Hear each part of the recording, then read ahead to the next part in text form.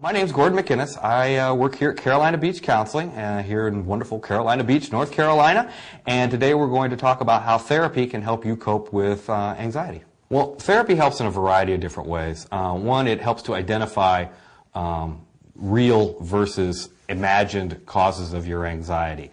A lot of times it helps you to focus on what kinds of thoughts are going through your head when you have an anxiety or a panic attack.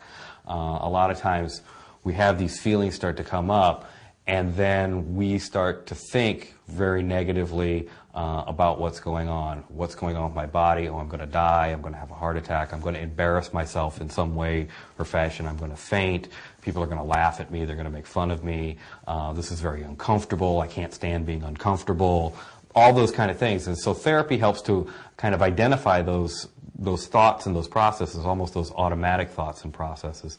It also helps to educate people on what anxiety is and what it isn't. A lot of time anxiety, it starts as, it's a brain issue. It starts out as a brain issue. You have various parts of your brain. One's called your amygdala, and it's a small almond-shaped size portion of your brain that is your early warning detection device. And what it does is it basically picks up things from the environment, and it starts the fight or flight symptoms. It starts the fight or flight process going. Whereas if, like, let's say you see a bear in the woods, your amygdala is going to fire off. That's danger. It's going to give you a shot of adrenaline so that you get prepared to either fight or flight. Well, you're probably not going to fight the bear, you're going to run from the bear, okay? And sometimes your amygdala will fire off in situations that there's no bear. And it misinterprets cues within your environment. Well, your amygdala kind of sits next to your what's called your limbic system, which is where your emotions are processed, and your hippocampus, which is where your memories are processed. So your amygdala looks at, when have we ever been in a situation like this before? What are the feelings that we're supposed to go along with this? And it does it all what's called pre-consciously, or does it before your conscious brain can kick in and say, oh, no, we don't really have to worry about this situation. It's already started this whole process going. You've already got this adrenaline rush going. You've already started to have the symptoms. Maybe your palms are sweating. Maybe you feel keyed up. Maybe you're starting to breathe funny. And there's a variety of different physical issues that are going on that therapy helps you to identify what those are and kind of take the mystery out of them.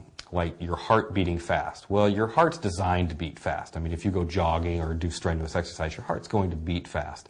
And people worry that I'm going to have a heart attack. Well, actually, when you have a panic attack or an anxiety attack, it's the opposite of a heart attack. A heart attack is when your heart stops beating or just quivers. A panic attack is your heart beating more quickly. And so people worry about, am I going to faint, because they feel dizzy.